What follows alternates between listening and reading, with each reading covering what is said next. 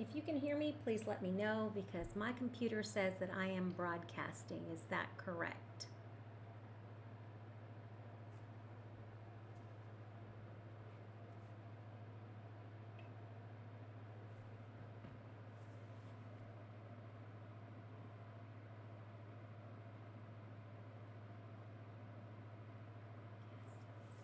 All right.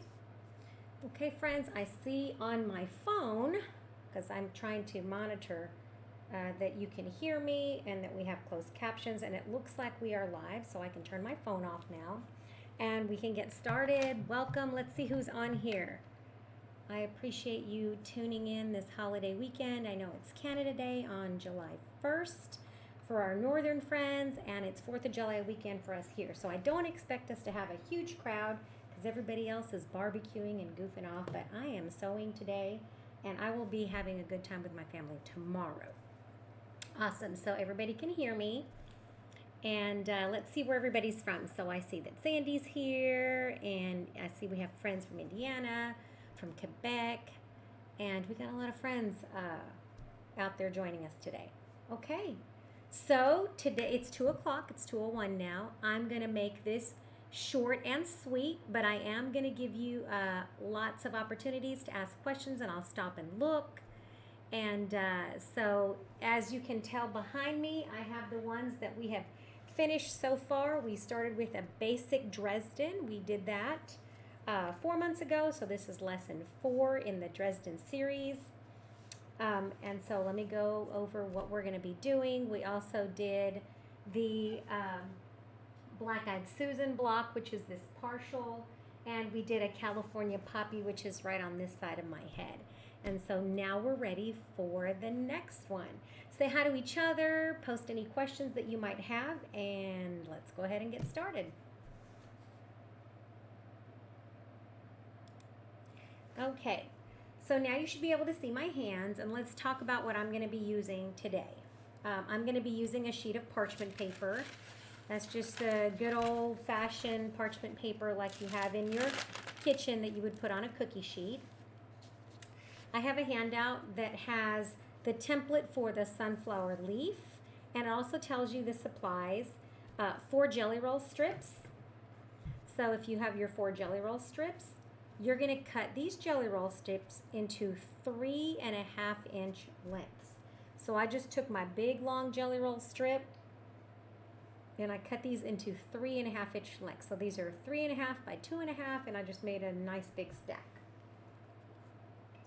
The next thing that I'm going to be using today, and this is on the website, so if you have not downloaded the Dresden template or you don't have a 10-degree wedge, we're going to be using the one at the top, and it says right on the bottom, it says 10-degree Dresden plate, and it says 36 wedges. So you're going to need 36 wedges for your blades. And so I've done a little bit of pre-sewing, because the last thing that you need to do on a holiday weekend is just watch me sew 36 little tiny blades over and over and over again.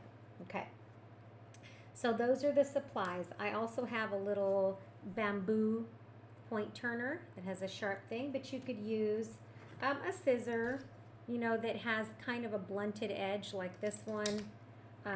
You can always use a little bodkin. This is one of my favorite tools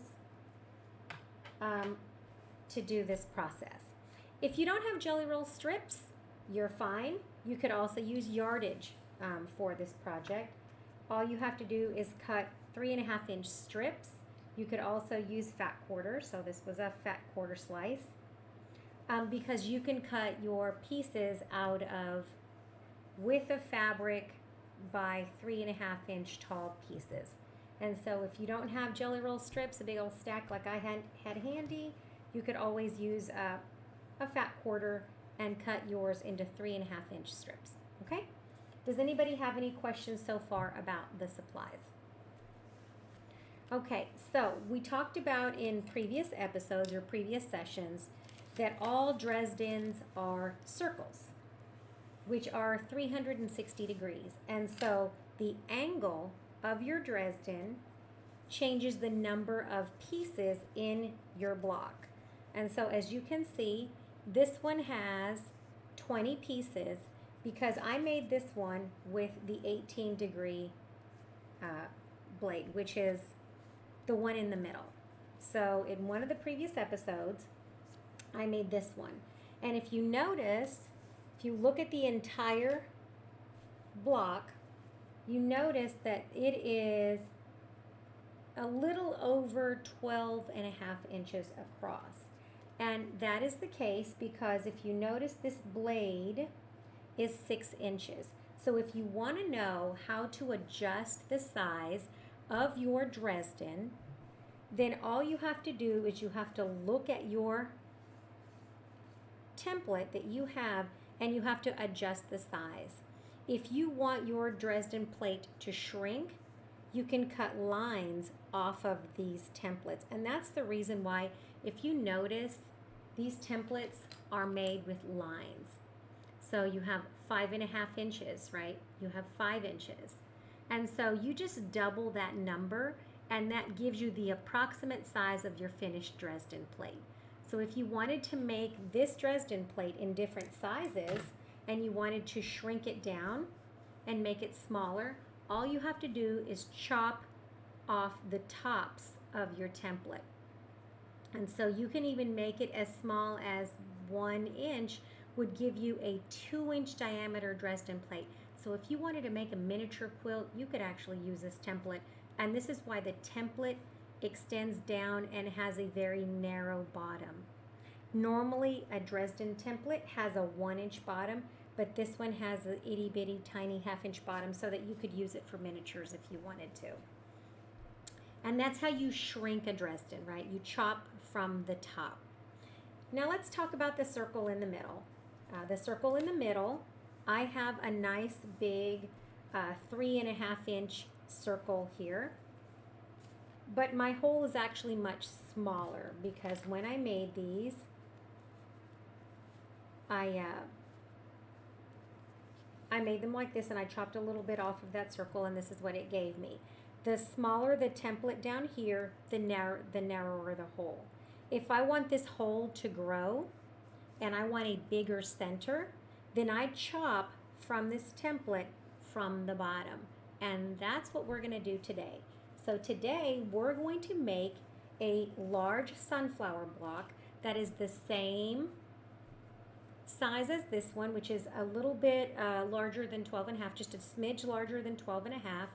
But we're going to use the 10-degree template, and we're going to use it from the top to the bottom and not use this bottom section so that our center can be nice and large like it normally is in a sunflower. So if you notice, a sunflower has a great big giant center, and it has a lot of little tiny petals that go all the way out. So we're going to play with our template a little bit, and we're going to make a sunflower, okay? Happy 4th of July, everybody. Happy Canada Day, and let's go ahead and get started. So the first thing that you're going to do is you're going to cut out your template, right, your 10-degree. I've put mine on a little bit of cardstock to make them stiff. And then I'm going to take that wedge here, and I always label it with how many I need. And I'm going to take these 3.5-inch pieces, and I can either use my ruler, right? You can take 2 of these and use your ruler, or you can just simply draw a little line on there, however you want to do it. Or if you happen to have a 10-degree wedge, that's perfect too. So a lot of times what I will do is I will just take my ruler and lay it on there so that it's exactly on that edge. And I use a little teeny tiny rotary cutter because it gives me more control. Did I open that? And I'll cut that. And then I will just flip this around and rotate it and make sure that I'm not shaving off of that particular paper, because what I don't want is for my template to get smaller and smaller and smaller. And there we go. So I just cut a couple of pieces off. And I'm measuring from the top to the bottom, right? I'm using the top edge but I haven't used the bottom. If you noticed, it's 3.5 inches tall, but it's from the top to the bottom and not from the bottom to the top, because this part that I'm removing is going to give me a nice, great big circle in the center of my Dresden so that I can put my sunflower center the way I want it to. So you're going to cut all 36 blades just like this, measuring from the top to the bottom, 3.5 inches long, and you're going to cut yourself 36 of these little tiny blades. So you need a lot of them for this one. Once you have your 36 blades, and that's how I cut them from a strip, from a jelly roll strip. If you want to cut them from yardage, you will simply lay this here, and you can use a mechanical pencil or a pen if you want to, and you can simply save a lot of fabric, and I'm just drawing on this for you to see it.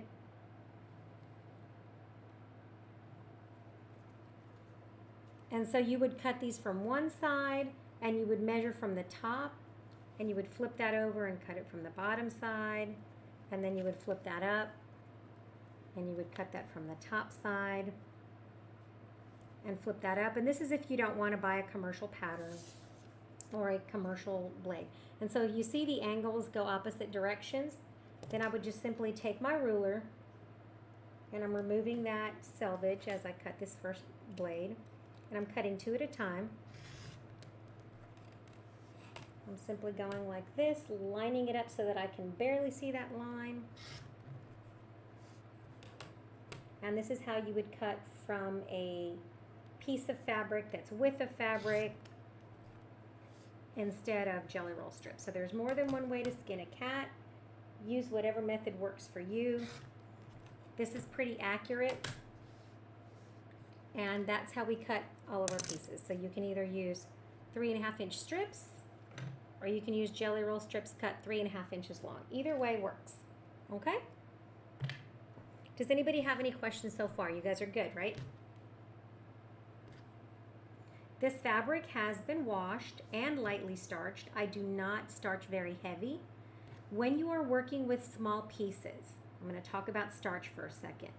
If you starch too much, you will not get accurate pieces, because as that starch sits in your fabric and you go to fold your pieces, and this has no starch, right?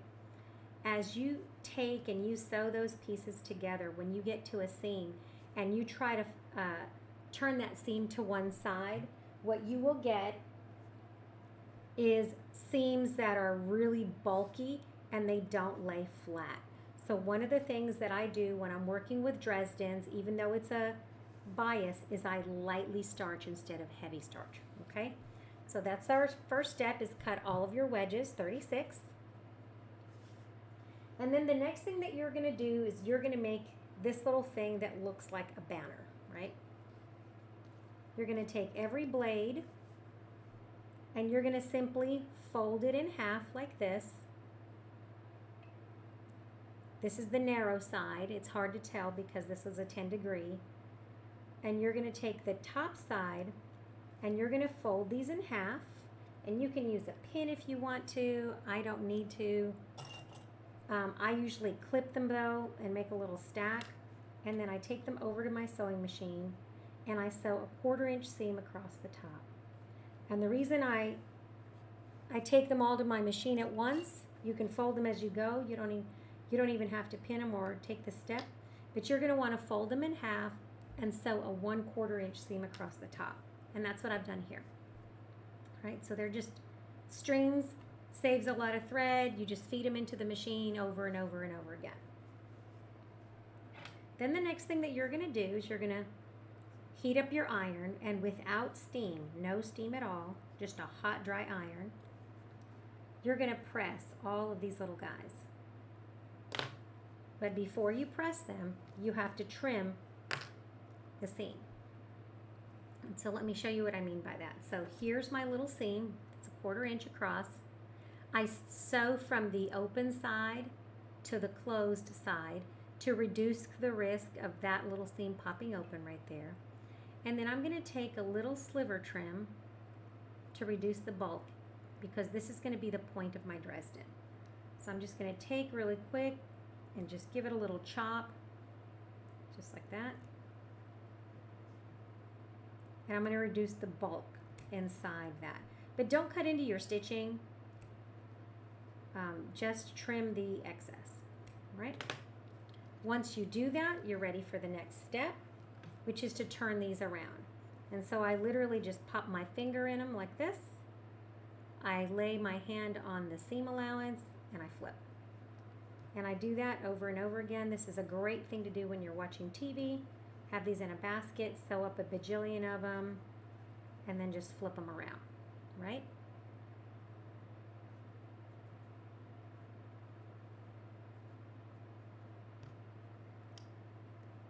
All right, so I see there's a bunch of people with us. Happy Sunday and happy 4th of July to everyone who's celebrating. All right, we have them like this. We have our little pile, right? You need 36 of them. And then you're just gonna start pressing. And one of the things I like to use when I press these is I have this little scalpel holder. So if you buy scalpels, I do crafty things, and this is a scalpel holder. And so I like to use this for this step. But you can use a little piece of cardboard, you can use a chopstick, you can use whatever will help you. I lay all these little guys, and it's kind of hard to see, isn't it, on that busy background. And let me get it over here. And then I will stick something in there, my little point turner. Make sure that I've pushed those. Don't push too hard. I've pushed my little chopstick right through the end of that. I'm sure some of you guys have done that before too, and literally poked a hole in my Dresden. And so what I want to do is get a nice sharp point. So I'm going to push, push, push, and that seam allowance should just be allowed to flop over to one side. Don't press that open. It's not necessary, and you're going to save yourself a lot of time if you don't fiddle with that seam too much. Okay. So next, we're going to take, and I'm going to center the center of these little guys, right? I'm going to center that seam along the center of that back. So I just want that seam line to go down the center of that. And I'm going to press my first one. Why am I going to press my first one? Because I'm going to use that as my guide for all my other ones, right? And so my Dresden blade is nice and flat, and it has that little point. And now I just need to do this 35 more times. And so I'll use that as a guide. Some people will have you make a whole cardboard template and all that stuff. You don't need to. If you see that it's not very pointy, you can take something rounded like this and poke it in there, poke the excess fabric, roll it, flatten it like this, and use a hot dry iron, no steam.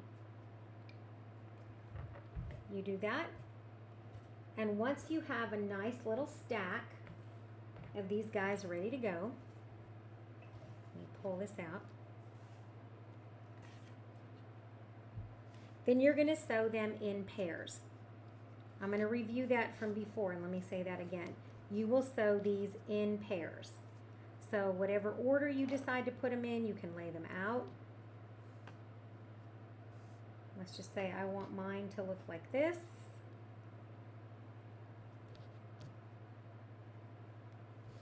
I lay out how I want it, and then I'm going to take these and I'm going to sew them in groups of 2. Lay them on top of each other. Start sewing from the top to the bottom and sew a 1/4 inch seam. So you're going to sew along this side right here, starting here, and you're going to sew all the way down 1/4 of an inch seam. And so you'll end up with little pairs like this. And then I press that seam to one side. I pick a side, and then I press it that direction. So as you can see, that seam is pressed over to the side. Some people will have you press it open. I'm not a press it open kind of a fan. And if they're not 100% perfection, don't worry. This is a very forgiving pattern. And so you're just going to lay that on there once you sew them into little pairs, and you're going to sew them into little groups of 4. And your little groups of 4 will look like that. And again, you're just going to press that seam to the side. It doesn't matter which side. Pick a side, press it flat, and go with it. And so I'm just going to pick a side, press it flat. Try not to distort it too much because this is a bias that you're working with. And then I've got these little quads of 4. Once I have 4, I put them in groups of 8, right? And then in groups of 9, and you need 9 groups of 9, okay? So once you sew them all into these little pieces, let me move all my extra parts, then you will take and you will sew 2 of these together, right? Once you get these great big sections, and you will have a half of a Dresden. Look at that thing. And so your half Dresden looks like this. And look at that great big center, right? Because I took and I removed, if you notice, we measured 3.5 inches this way, and we removed a huge chunk. We took 1, 2, 3, 4, 5. Let me see how many we removed off of there. You can lay that on there. You can see that our circle inside is going to be about 7.5 inches, right? And so you can see what we're building now is our great big giant sunflower. So what I'm going to do really quick is I'm going to sew these 2 sections together so that you can see how to create the middle section for this great big giant sunflower that we are building today. So like I said, I've taken these segments, I've put them together, and the reason you sew them in pairs and then in 4ths and then in 8ths and then you add 2 more is to prevent distortion of your block so that your block is evenly round. Because what happens if you just added one and another and another and another, your arch would get lost and you would end up actually with something that looks like a weird oblong or oval instead of a nice circle. So let me go over to the sewing machine. I'm going to sew these 2 segments together like this. Just put them together. I'm going to sew a 1/4 inch seam away from that side. You can pin if you want to, if you're a pinner, or you can just be a gambler and see how it works out, right? But either way, this is where I'm going to sew. I'll be right back. Just give me a second.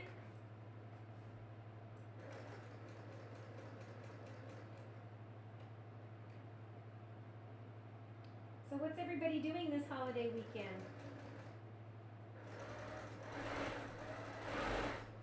What are you guys doing? Does anybody have any questions? I see Vicki made a large one to sew onto a background. That's awesome. So what's everybody doing with their Dresdens that's been making Dresdens? Are you guys making them for a Dresden project? Are you guys going to make pillows? Are you guys going to make a full-size quilt like we are? What are you doing with your Dresdens, friends?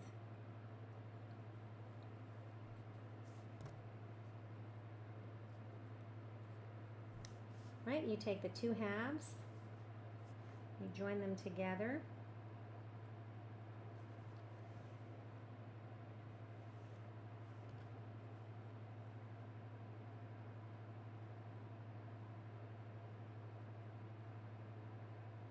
All right, let me go sew that up.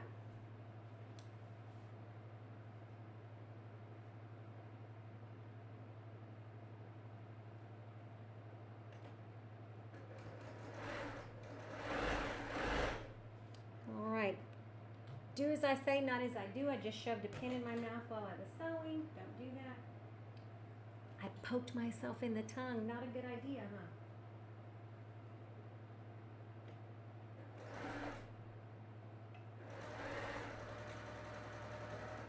huh? All right, once that entire circle is sewn, then you start checking it for accuracy. So I'm going to take this entire circle, I'm going to trim it apart, and now I can start pressing. And if it doesn't lay perfectly flat, if you watch the entirety of lesson 1, you can see how to press a Dresden so that it'll lay flat. So I'm going to start by pressing it in segments with a hot dry iron, and I'm sticking my hand in there and I'm pressing that seam all to one side. And I'm going to be careful not to stretch, because remember, we're dealing with a bias edge. Even though this is a 10 degree, it's still a bias edge. And I'm going to make sure that all of my sections, all of those seams, I'm going to feel them. I'm going to make sure that I don't have any puckers in the front, and I'm going to press those out. And I'm just taking my iron, my very, very hot iron, and I'm laying it down. And this is going to be a little bit slightly larger than 12 and a half when you're done with this. So you can put this on a 14-inch square and make a nice pillow, maybe a 16-inch pillow. This would be even lovely on a 20-inch block. So especially once you add leaves and stems, you could make this a lovely 20-inch block. You could put 3 of these together and make a really lovely table runner for a table, if you like sunny sunflowers like my granddaughter does.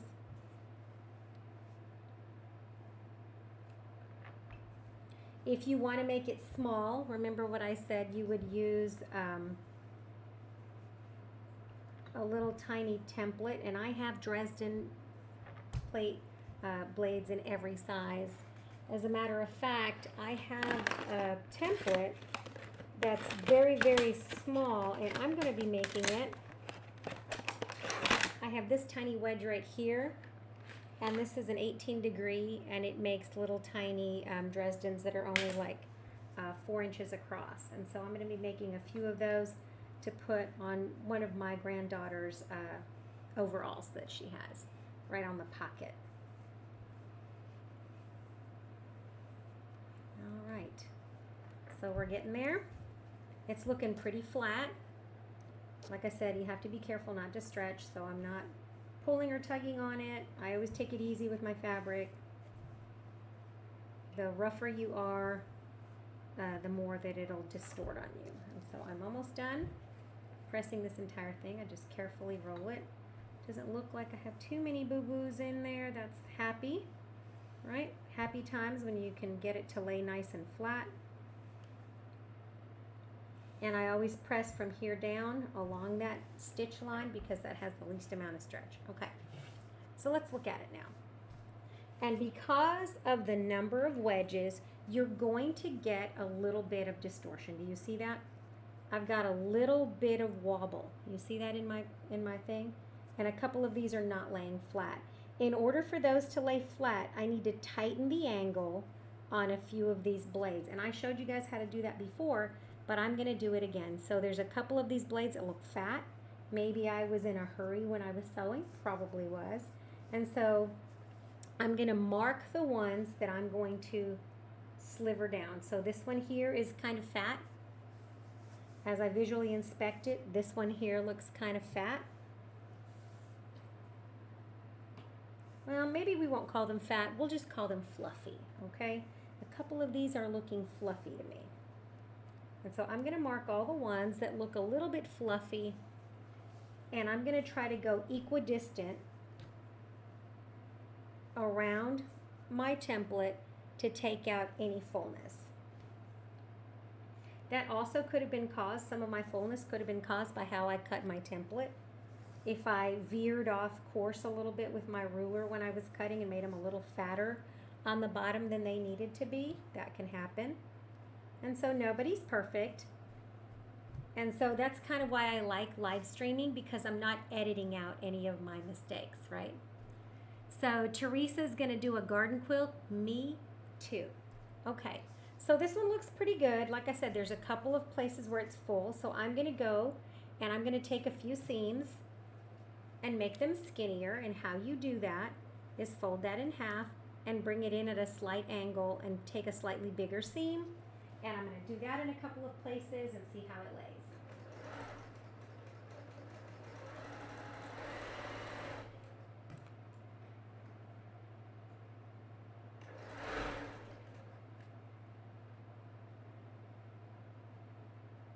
And I can visually see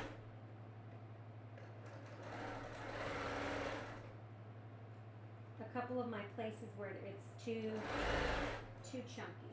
Okay, I'm almost done. That didn't take me but a second.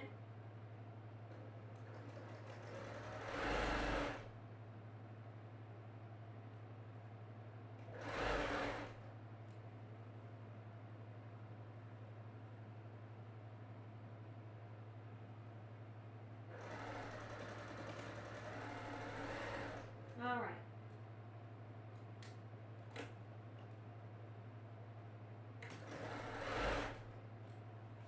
I can take all those pins out now and I can give it a quick press. And what that will do is it will take all the excess fullness out of my quilt. I did not sew that one because I don't think I need it. And so let's see what we have here. And I'm going to get my wool pressing mat because it's bigger.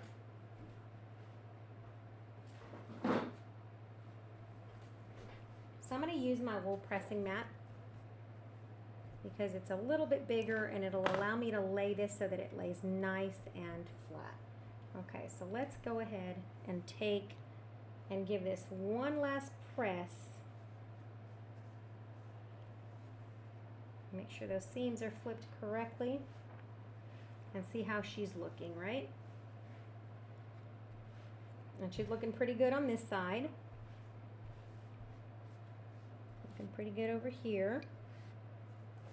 And now I'm going to hold her and press her down.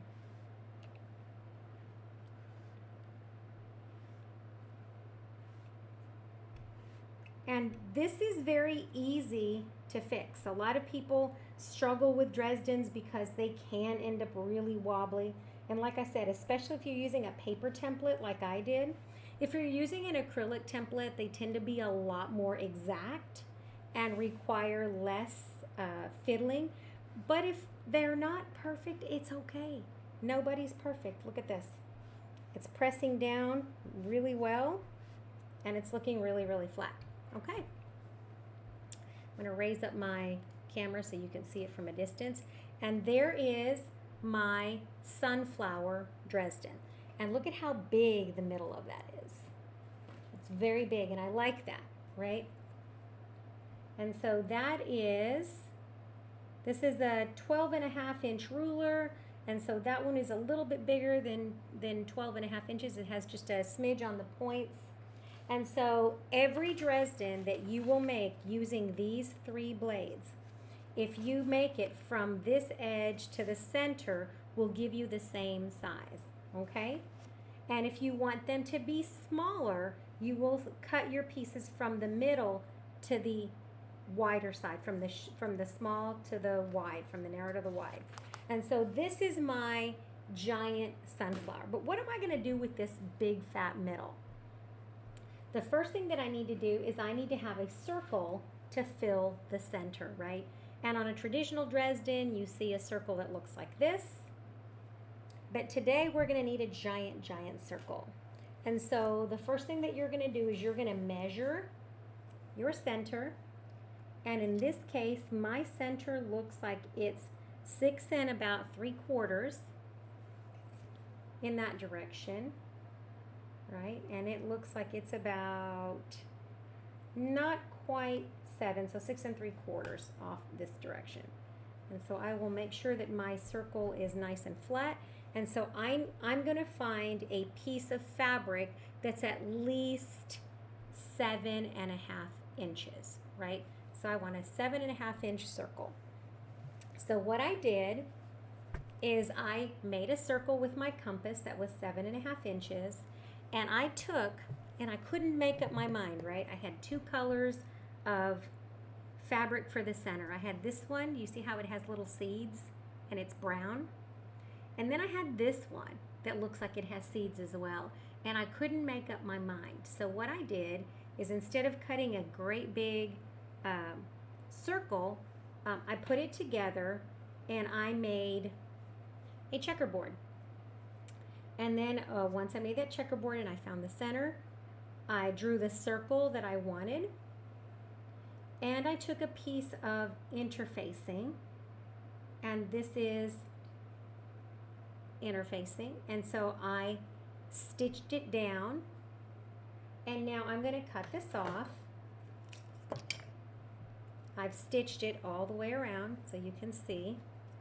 I lay that down, and I'm just going to cut a seam maybe 1/4 of an inch bigger than that stitch line, and I'm just going to go all the way around and get rid of that.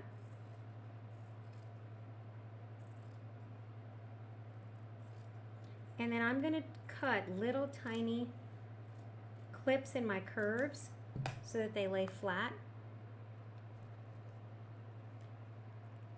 If you notice, I have a little hole in the middle. I left that little hole before I stitched it so that I would have a place to stick my scissor in there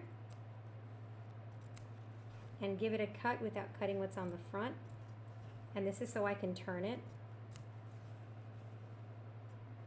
This also gives me a way of centering this when I flip it around. So I'm going to take my scissors, and it doesn't have to be nice and neat. If you're looking at that and you're going, holy cow, look at that messiness. Don't panic.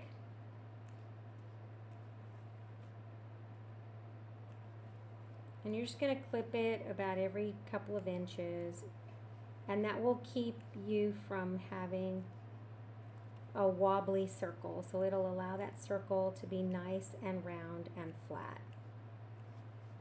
And so you're just going to take and nip that. I love Dresdens because you can make them look like anything you want, and you can make them any size you want. Yeah, these scissors are better. Turn them into whatever you want. All right. Stick your finger in there. Flip it over. There are many, many ways to make this center. You can make this center as a needle turned center.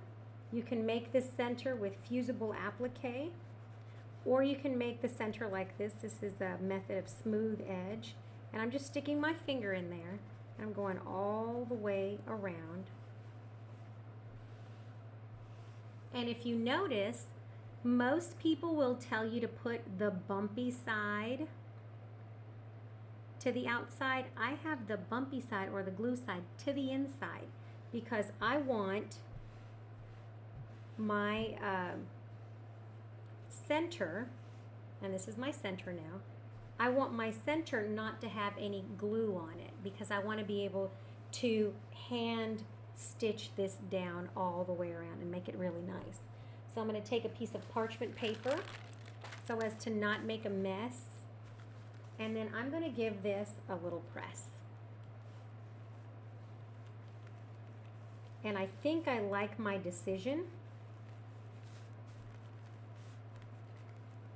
of using two colors. What do you guys think? You guys like the two colors instead of a single color? That circle was just too big to do a single color. All right. And so now the interfacing has the sticky side to the inside and the non-sticky side to the outside, right? It's been interfaced. That'll give my piece structure. And now I'm going to take and I'm going to lay that metal like that, and I'm going to be able to stitch that down all the way around. And I can stitch that by hand, or I can use a decorative stitch. Somebody says you use a pair of pinking shears so you don't need to do the clipping. I've done both. I'm just kind of old school sometimes, and I still, do the things that I was taught in home economics a million years ago. And so there is my circle. I hope you enjoyed this video lesson. This is the sunflower block. It is great big. Like I said, you can put it on a table runner. This would even make a cute placemat. So if you wanted to make them like this, and you wanted to put a backing on them and just make them a little bit big, you could make wonderful placemats. I think this is a cute block. Remember, this is month 4. We have several other months. Here, let me look at the calendar. We got several other months coming up. We have so far finished the Black-Eyed Susan, reviewing the basic Dresden. We did the sunflower this month, and we have made the Dhalia. So the next flower that we're going to make is a Mexican primrose. That will be on September the 4th. We have daisies on October the 2nd. We have forget-me-nots, and you're going to have fun outside edges on that one. And then we have poinsettias before we start putting together the big background that we're going to put our quilt together. So I want to thank you for joining me for this live stream. Let me know if you have any questions. Thank you for the tip on using the pinking shears. I'll remember that next time to save myself some time. I love your tips. Share anything you want. Don't forget to give this video a like. Share it with your friends. If you have somebody who loves Dresdens, tell them to jump in here. You can make one of them. You can make all of them. Have a wonderful holiday weekend, and I will see you guys in just a few weeks. If you are making your sunbonnet sews, I will be posting some additional information about sunbonnets on the Facebook page and in the community tab of this YouTube channel. All right, friends, that's all for now. I hope you have a wonderful holiday weekend. Eat lots of watermelon. It is summertime here, and I'm enjoying that. If you're in the Southern Hemisphere, stay warm, my friends in Australia. I'll see you guys next time. Bye, friends. Bye for now.